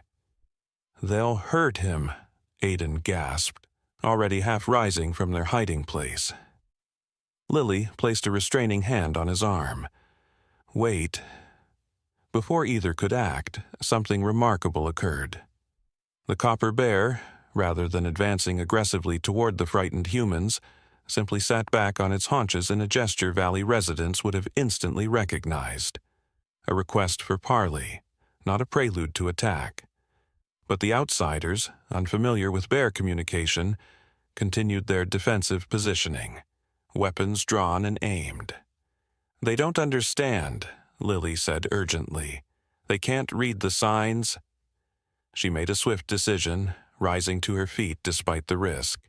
"We must intervene before blood is shed on sacred ground." With Aiden close behind, Lily emerged from the forest edge, hands raised in the universal gesture of peaceful intent. The outsiders spotted them immediately, their attention divided now between the unexpected human arrivals and the massive bear that continued its patient-seated vigil. "Hold your weapons," Lily called out, her voice carrying the authority developed through years as keeper. "The bear offers no threat if you offer none in return."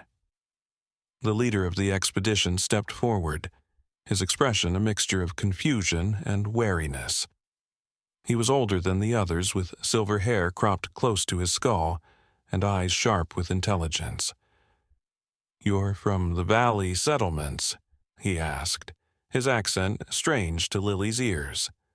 She nodded, continuing her careful approach. "I am Lily Morgan, keeper of forest knowledge. This is my apprentice, Aiden Adams." She gestured toward the copper bear, which remained remarkably calm despite the tense confrontation. "And this is a guardian of these lands who asks why strangers disturb the solstice peace with their sampling and measuring." The man's eyebrows rose in evident skepticism. "The bear asks this, does it?" He studied Lily more carefully, noting her simple clothing, the staff of office she carried, the confidence with which she stood before their advanced technology. Interesting. We'd heard rumors of valley dwellers who claimed unusual relationships with local wildlife, but I had dismissed them as exaggerations. "Your dismissal changes nothing of the truth," Lily replied evenly. "Now, will you answer the question that both I and the forest guardian wish to know? What brings you to these lands with your tools of taking?" The leader signaled his companions to lower their weapons, though they did so with obvious reluctance. "My name is Professor Alexander Blackwood. We represent the Eastern Federation's Biological Resource Survey." He gestured to the equipment scattered around their encampment. "We're scientists, not invaders. We study ecosystems to better understand and preserve them." Aiden shifted skeptically beside Lily. "Your actions look more like cataloging than preserving," he observed, with the direct honesty of youth. Professor Blackwood's expression tightened momentarily before he offered a practiced smile. "Young man, true preservation begins with comprehensive understanding. We take samples to analyze unique properties that might benefit humanity. Medicines from plants, resilience factors from animals adapted to changing conditions." Lily felt a familiar stirring in her consciousness, the same feeling she experienced when communing with the ancient guardians of the forest in her role as keeper. It was a sensation of both warning and guidance, an intuitive knowledge that transcended ordinary understanding. "You speak half-truths, Professor," she said quietly. "Your pursuit of knowledge serves purposes beyond preservation. The forest senses this, even if your words attempt to conceal it." A flash of genuine surprise crossed Blackwood's features. He studied Lily with renewed interest, as if seeing her properly for the first time. "You're her, aren't you? The child from the legends, the one who could speak with bears." His tone held a mixture of scientific curiosity and something darker. "We thought those stories were mere folklore, embellishments created to explain this valley's unusual ecological stability. Legends often contain more truth than those with microscopes are prepared to see," Lily responded, holding her ground despite the unsettling way the professor evaluated her, as if she were one more specimen to catalog. The tension was broken by a new arrival that caused even the stoic professor to step back in alarm. The mother bear, who had guided Lily and Aiden to the meadow, emerged from the forest edge, her elderly frame moving with deliberate purpose toward the copper guardian. The two bears acknowledged each other with gentle huffs before both turned their attention to the human confrontation. "Remarkable," Blackwood breathed, his scientific curiosity momentarily overriding his caution. Coordinated behavior between individuals of a normally solitary species. He reached slowly for a recording device at his belt. This alone could revolutionize our understanding of ursine social structures. "They're not your research subjects, Professor," Lily said firmly. "They're the rightful inhabitants of this forest, guardians who have maintained its balance for generations before humans ever settled these valleys." The professor's expression hardened slightly. "Miss Morgan, while your cultural relationship with local wildlife is fascinating from an anthropological perspective, you must understand that scientific progress requires objective study. The biological resources in this isolated valley could contain solutions to problems facing the wider world: disease, food scarcity, environmental degradation." "At what cost?" Aiden challenged, his young voice steady despite the intimidating presence of the professor and his team. "How many trees must be cored until they sicken and die? How many plants uprooted? How many animals captured and taken from their homes for your studies?" A younger woman from the research team stepped forward, her expression more open than the professor's. "We practice ethical sampling," she assured them. "Minimal impact protocols are standard procedure in the survey." Lily turned her attention to this new speaker, sensing greater receptivity. "And after your survey is complete? What happens when your reports reach those whose interest lies not in knowledge but in exploitation?" The woman hesitated, exchanging a glance with Professor Blackwood that confirmed Lily's concerns. The Eastern Federation, whatever that might be, had not sent this expedition merely to catalog and admire. Before the conversation could continue, a low rumble disturbed the meadow, not from either of the bears, but from the earth itself. The ground trembled beneath their feet, gently at first but with increasing intensity. The scientists looked alarmed, grabbing for equipment as vibrations threatened to topple their delicate instruments. "Earthquake," one called out anxiously. Lily and Aiden exchanged knowing glances. This was no ordinary seismic event. The timing was too perfect, the location too specific. This was the forest responding to threat in its most ancient voice. As the trembling intensified, focused precisely within the boundaries of the outsider's camp while leaving the surrounding meadow undisturbed, Lily felt a familiar presence approaching. From the deepest part of the forest, where few humans ever ventured, shadows moved between ancient trees, the first guardians, the old ones, awakening to the call of the copper bear and its elderly companion. Professor Blackwood's scientific certainty visibly faltered as the unnatural trembling continued to target his expedition while leaving Lily and Aiden untouched. The younger scientist who had spoken of ethical practices pointed wordlessly toward the forest edge, where forms too large and too strangely shaped to be ordinary animals were gathering. Not fully materialized, but present enough to bend light and shadow in ways that defied rational explanation. "What is happening?" Blackwood demanded, scientific authority giving way to primal uncertainty. "What are you doing?" "Not I," Lily answered calmly. "This is the forest speaking in its own defense. The old ones remember every intrusion, every violation. They judge your intentions and find them insufficient for the trust you ask." The ground gave a final, decisive heave that sent several pieces of sampling equipment tumbling across the meadow, then fell still. In the sudden silence that followed, the message was unmistakable. A warning delivered without words, but with perfect clarity. The younger scientist approached Lily cautiously, her expression transformed by what she had witnessed. "I've never seen anything like this," she admitted, looking between Lily and the half-visible presences at the forest boundary. Our environmental impact models never predicted consciousness in an ecosystem. "Alexandra," Professor Blackwood cautioned sharply, but the young woman continued regardless. "My name is Doctor Alexandra Chen," she said, extending her hand to Lily in a formal gesture. "And I believe we have much to learn from you and your people, not as subjects of study but as teachers." Lily accepted the offered hand, sensing genuine openness despite the professor's evident disapproval. "The forest doesn't object to true seekers of knowledge," she explained, "but it recognizes the difference between those who come to learn with respect and those who come to take with entitlement." Professor Blackwood had regained some of his composure, though he eyed the forest edge warily.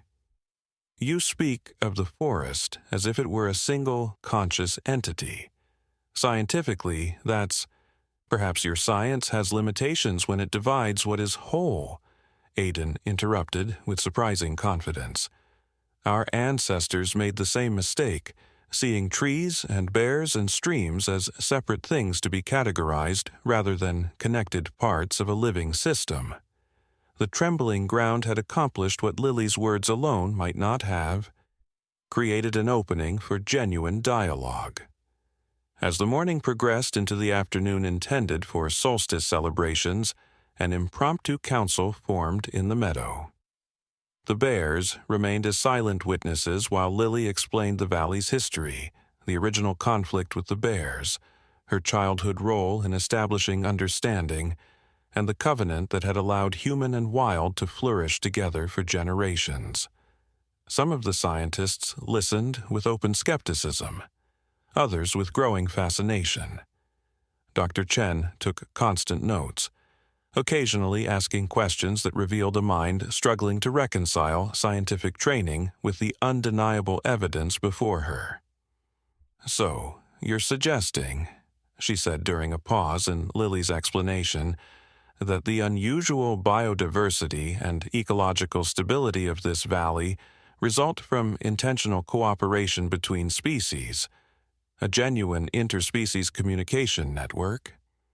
Lily smiled at the technical language that attempted to categorize what valley residents simply lived as reality. "I'm suggesting that when humans stopped trying to control the forest and started listening to it instead, both flourished in ways neither could alone." As the council continued, Lily became aware of new arrivals observing from the meadow's edge. Valley residents, concerned by her absence from the solstice celebrations, had followed the signs of her passage. Emma stood beside Connor Adams, both watching the proceedings with the patience of those who had witnessed the extraordinary become ordinary over decades of valley life. Behind them gathered others. Michael Hayes, now an elderly man who had transformed from the village's most aggressive hunter to its most passionate advocate for forest preservation. Jacob Bennett, whose healing knowledge had expanded to include treatments derived from plant wisdom shared through Lily's communication with the forest. And many younger faces, the next generation raised to see bears not as threats, but as fellow inhabitants of a shared landscape. Professor Blackwood noticed the gathering crowd and stiffened, perhaps sensing his expedition's vulnerability despite their advanced technology. "You arranged this as a show of force," he accused Lily. She shook her head. "Today is the summer solstice, our most important celebration. When I didn't return for the ceremonies, they came looking for me, as any community would for its members." She gestured toward the gathered valley residents. "This is what true security looks like, Professor. Not weapons or walls, but connections so strong that your absence is immediately felt and responded to." The afternoon light had begun to soften toward evening when the council finally reached its conclusion. The scientists would be permitted to remain, but under conditions that honored the forest's boundaries. No samples would be taken without explicit permission from Lily as keeper. Only Dr. Chen and 2 assistants would be allowed to visit the valley settlements to learn their practices of sustainable coexistence. And before any knowledge gained could be shared with the Eastern Federation, it would be reviewed by a council of both human and forest representatives to ensure it would not enable exploitation. Impossible conditions, Professor Blackwood objected. Our mandate requires comprehensive sampling for laboratory analysis, and what you suggest about review by forest representatives, it's scientifically absurd. Yet the trembling earth was not absurd? Lily countered gently. The gathering of normally solitary bears was not absurd. The shadows that still watch from the forest edge, are they also figments of unscientific thinking? The professor had no ready answer for this. The day's events had confronted his rational worldview with experiences that defied conventional explanation. He looked toward his team, many of whom had been visibly affected by the demonstration of the forest's consciousness. We should accept their terms, Doctor, Chen urged, her expression alight with the excitement of genuine discovery. This isn't a limitation, Alexander. It's an unprecedented opportunity to study interspecies communication from within rather than as outside observers. As the scientists debated among themselves, Emma approached her daughter, embracing her briefly before studying the outsiders with the wisdom earned through raising a child who had changed the course of an entire valley's history. They bring the old thinking back to our doorstep, she observed quietly. The belief that understanding comes from taking things apart rather than experiencing their wholeness. Lily nodded, feeling the weight of her responsibility as keeper. Yet some among them sensed there might be another way. The younger woman, Dr. Chen, she has eyes that still know how to see. And what of the shadows in the trees? Emma asked, glancing toward where the presences of the first guardians remained partially manifest. It's been many years since they revealed themselves so openly. They remember the time before the Covenant, Lily explained, when humans approached the forest only as masters, never as students or partners. They appear now as reminder and warning. The debate among the scientists concluded with a compromise. Professor Blackwood and most of the expedition would return to report their preliminary findings, while Dr. Chen and 2 colleagues would remain in the valley for deeper study under Lily's guidance. The copper bear and its elderly companion seemed satisfied with this arrangement, rising from their vigilant positions and moving toward the forest edge with unhurried dignity. As preparations began for the scientists' divided departure, Aiden approached Lily with thoughtful eyes. "Will it always be like this?" he asked. "Will we always need to defend the forest against those who cannot hear its voice?" Lily considered his question carefully, watching as valley residents began to interact cautiously with the scientists who would be staying. Already, Jacob was showing Dr. Chen a plant whose properties had been revealed through bear behavior, while Connor explained the principles behind their boundary-respecting architecture. "Perhaps not always," she said finally. "What begins as defense can become teaching. These outsiders bring knowledge we lack. Just as we possess wisdom they've forgotten." She placed a hand on her apprentice's shoulder. "Our task is not to reject their ways entirely, but to ensure that ancient wisdom guides new discoveries." As twilight descended on the disrupted solstice day, an impromptu celebration began to form in the meadow, not the elaborate ceremony that had been planned in the valley, but something more significant. Scientists, with their instruments of measurement, sat alongside valley hunters with their ritual spears. Dr. Chen sketched rapidly in her notebook as Michael Hayes explained how bear movements predicted weather patterns with greater accuracy than any instrument he'd ever encountered. The bears had withdrawn to comfortable distance, but remained visible at the forest edge, observing the unusual gathering with evident interest. Occasionally, the copper guardian would make a soft sound that Lily alone seemed to interpret, nodding in response to communication beyond human hearing. Emma settled beside her daughter as stars began to appear overhead, her expression contemplative.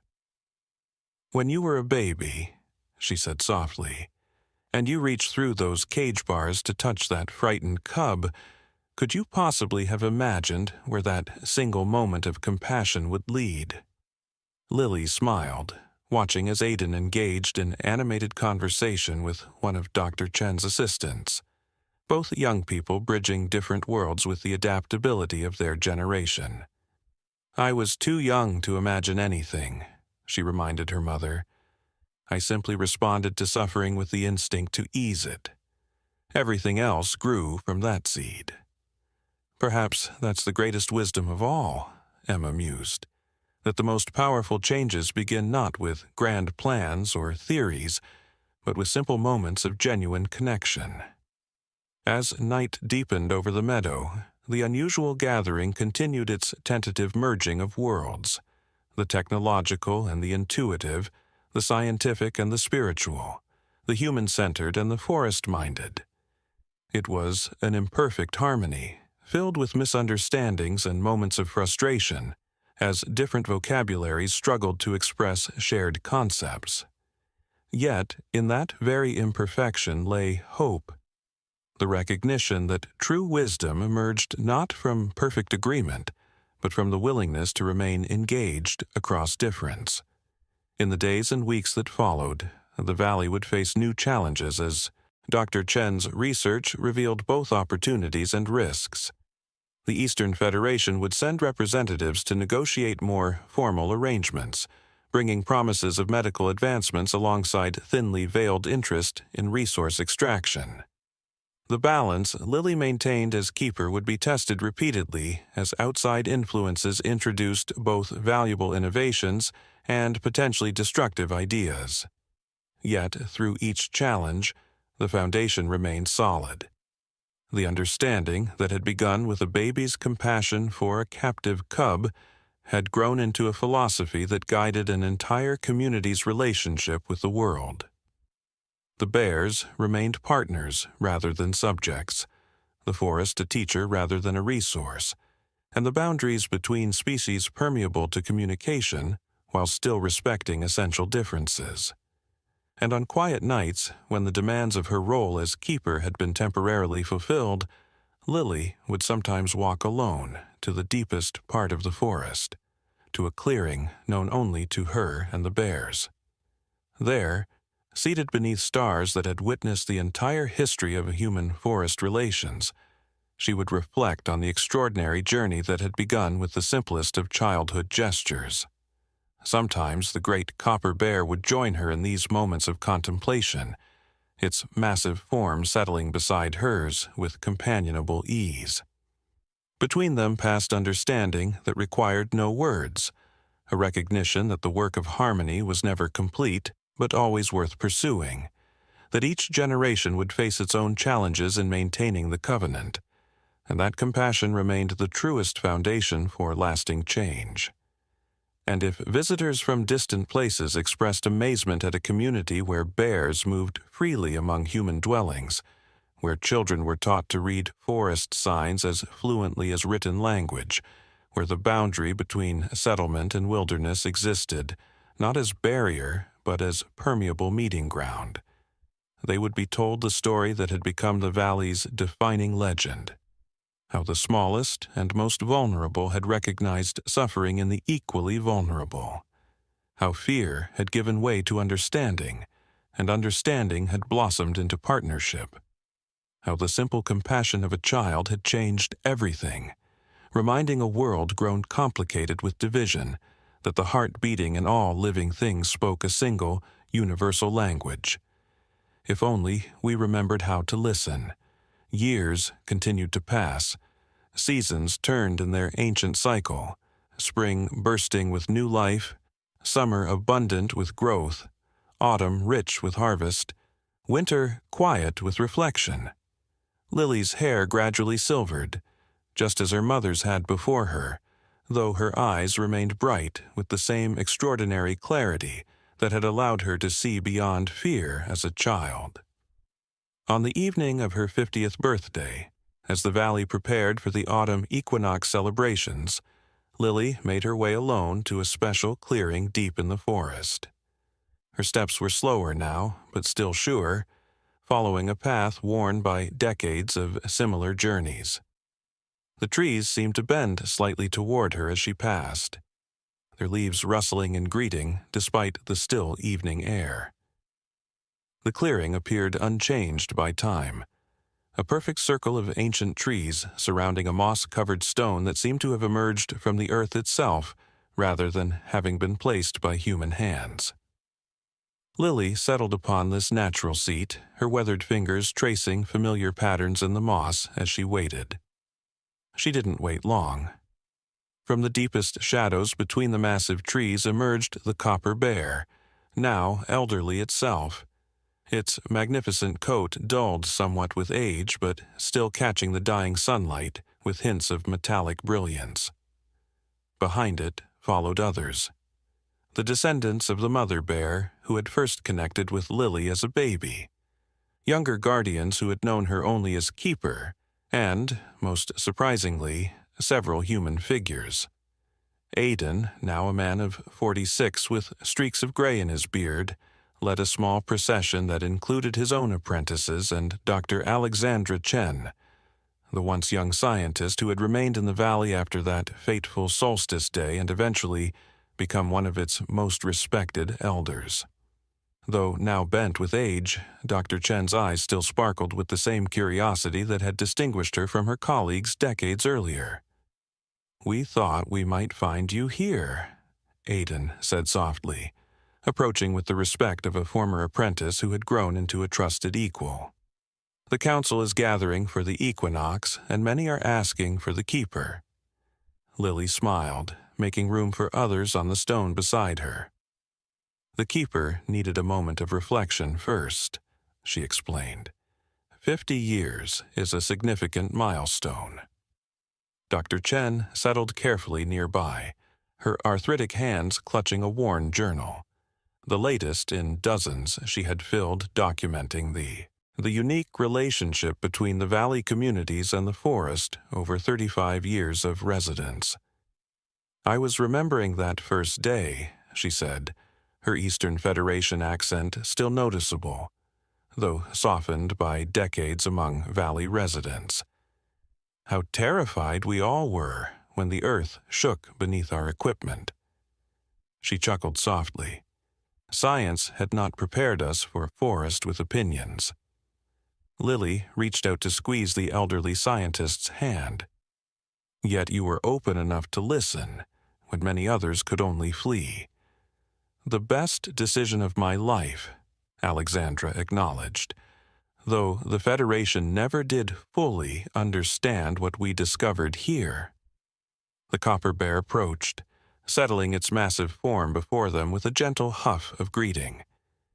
Age had slowed its movements, just as it had Lily's, yet dignity remained undiminished in its careful posture and attentive gaze.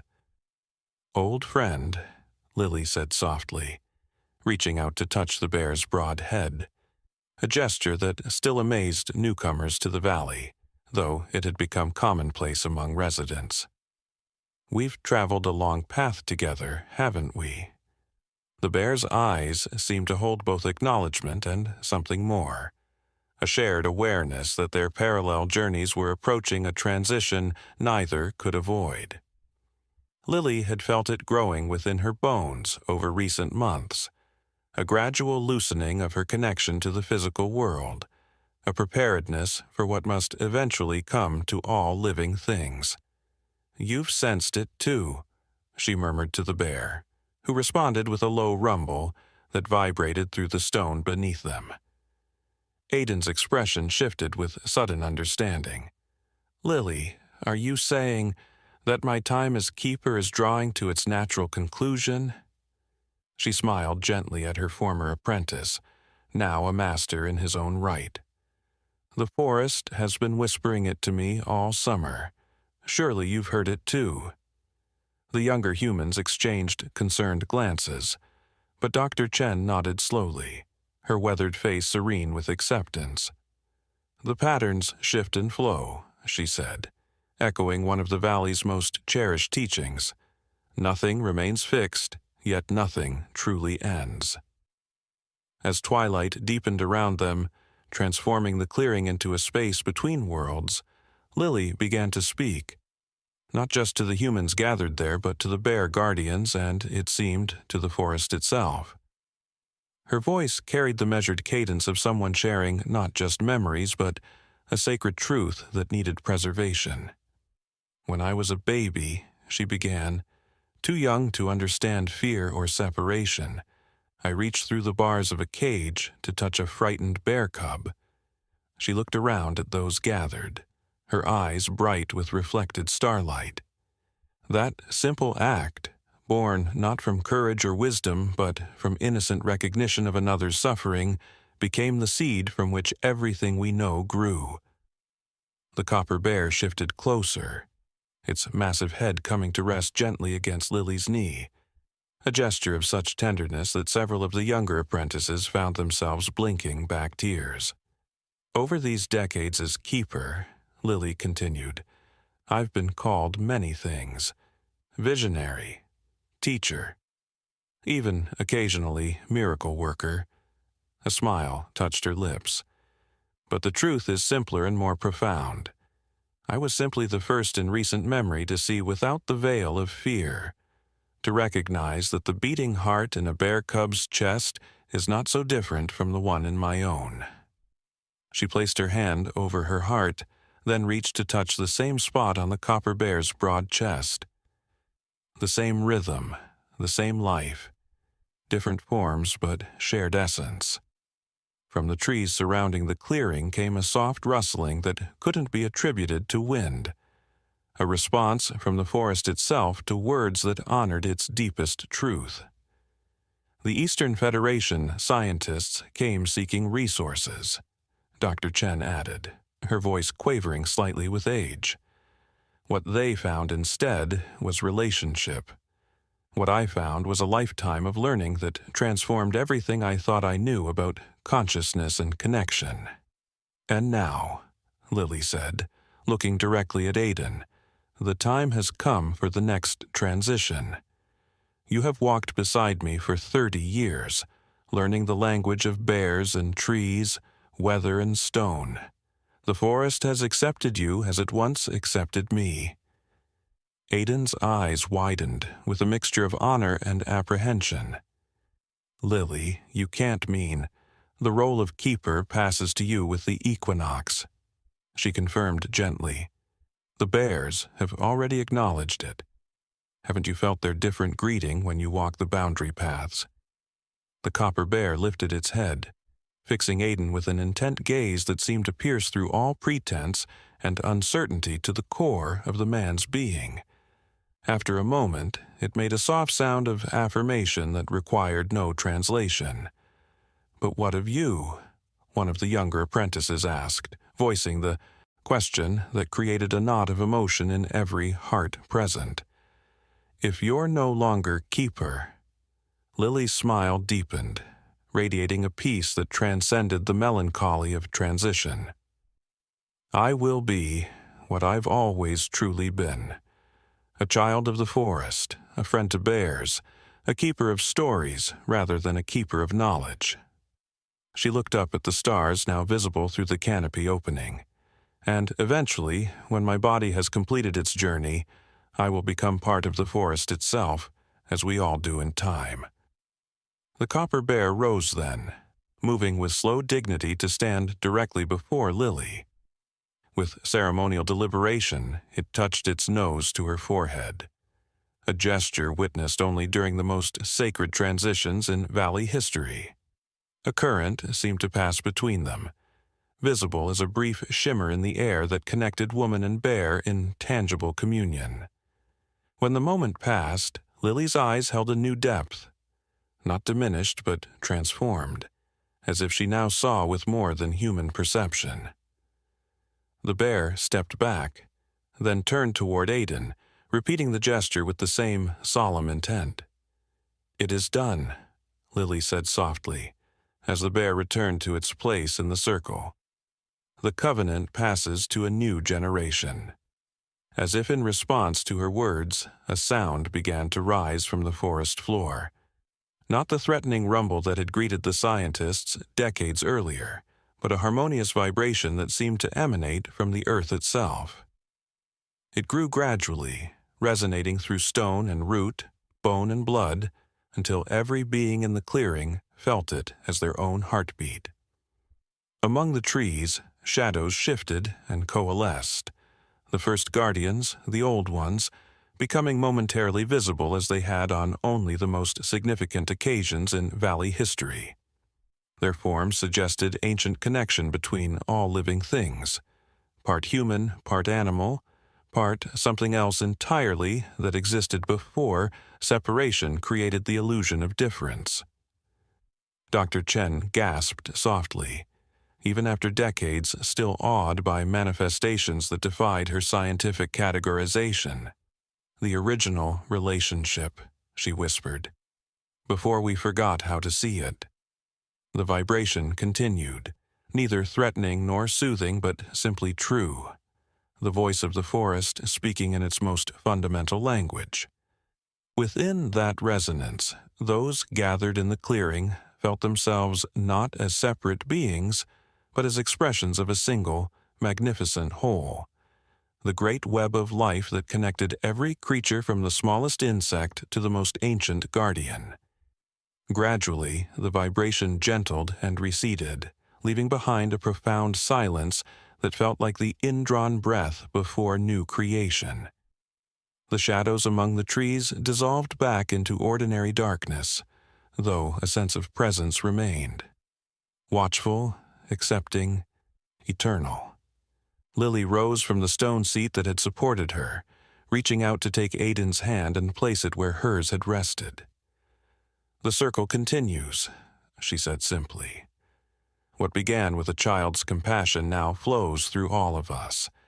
The understanding that we are not masters of the forest nor separate from it, but part of its living wisdom." The copper bear made a soft sound of agreement before turning to lead its companions back toward the deeper forest. At the edge of the clearing, it paused, looking back one final time at the woman who had once been a baby, reaching through bars to touch its ancestor. In that gaze passed a lifetime of shared history, moments of crisis averted through cooperation, seasons of abundance created through mutual care, and the steady, patient work of maintaining harmony between worlds once thought irreconcilable. As the bears disappeared among the trees, those remaining in the clearing felt the weight and wonder of the moment, an ending that was simultaneously a beginning, a transition that honored both past and future, while remaining fully present to the sacred now. "Come," Lily said finally, her voice gentle yet strong with certainty. "The equinox celebration awaits, and there are stories that must be told while stars cross the sky and fires burn in remembrance and anticipation." Together, they made their way back toward the valley settlements, where homes built in harmony with the landscape glowed with welcoming light. Children played in twilight gardens, while elders prepared ceremonial foods. Scientists from distant federations conversed with local hunters about sustainable practices, their different vocabularies gradually merging into shared understanding. At the center of the largest gathering space, a fire pit had been prepared for the equinox blaze that would burn through the night of perfect balance between darkness and light. Around this space, the entire community would soon gather to witness Aidan's formal acceptance of the keeper's staff and Lily's transition to honored elder. But before joining the celebration, Lily paused at the edge of the forest for one private moment of gratitude. She placed her hand against the trunk of an ancient oak, one that had stood witness to the entire journey from her babyhood to this moment of transition. "Thank you," she whispered, her words meant for the tree, but extending to encompass everything the forest had taught her over a lifetime of listening, "for showing us the way back to what we had forgotten." A gentle breeze stirred the oak's leaves, creating a susurration that sounded remarkably like a response. Neither goodbye nor greeting, but acknowledgement of a truth beyond words. That the greatest wisdom often comes from the simplest understanding. That compassion creates connections stronger than fear can sever. And that sometimes it takes a child to remind us of the heart that beats in all living things. With peace settling in her soul, like the evening settling over the valley, Lily turned toward the waiting community, toward the future her single act of childhood compassion had helped create. Behind her, the forest stood eternal and ever-changing, guardian and teacher, separate yet connected in the great mystery that bound all living things in one magnificent whole. And somewhere in the deepest part of that ancient woodland, a bear cub was being born, bright-eyed and curious, ready to continue the covenant between wilderness and humanity that had begun with a baby's gentle touch and would continue as long as there were hearts willing to reach beyond the bars of fear toward understanding.